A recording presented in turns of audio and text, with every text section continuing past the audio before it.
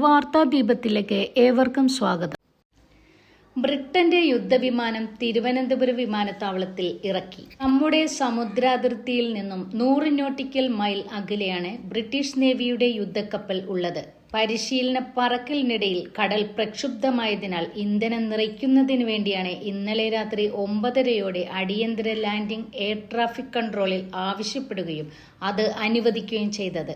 8, 9, 10 തീയതികളിൽ അറബിക്കടലിന്റെ വടക്കുഭാഗത്ത് India Britain സൈനികാഭ്യാസം നടത്തിയിരുന്നു. ആ ശ്രേണിയിൽപ്പെട്ട യുദ്ധവിമാനം ആയിരിക്കാം.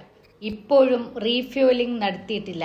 ഇന്ത്യയുടെ പ്രതിരോധ മന്ത്രാലയത്തിന്റെ അനുമതി കിട്ടിയ ശേഷമേ ചെയ്യുകയുള്ളൂ. ഇന്ത്യൻ മഹാസമുദ്രത്തിൽ ഇന്ത്യക്ക് തൊട്ടു താഴെയായി മാലിദ്വീപിന് അരികിൽ ബ്രിട്ടന് ഡീഗോ ഗാർഷിയ എന്ന സൈനിക ഇടമുണ്ട്. അവിടെ സൈനിക വിമാനങ്ങൾ ഇറക്കാറുമുണ്ട്. അതുവഴി പോകുന്ന ഇന്ത്യൻ മത്സ്യത്തൊഴിലാളികളെ അതിർത്തി ലംഘിച്ചതിന്റെ പേരിൽ അറസ്റ്റ് ചെയ്യുന്ന കാര്യങ്ങൾ ഒക്കെ നടക്കാറുണ്ട്. അവിടെ ഇന്ധനം നിറയ്ക്കാനുള്ള സൗകര്യം ഉൾപ്പെടെയുണ്ട്. വിമാനത്തിന് സാങ്കേതിക തകരാറുകൾ ഒന്നും തന്നെയില്ല. എന്നിട്ടും എന്തേ അവിടെ ഇറക്കാതിരുന്നത്?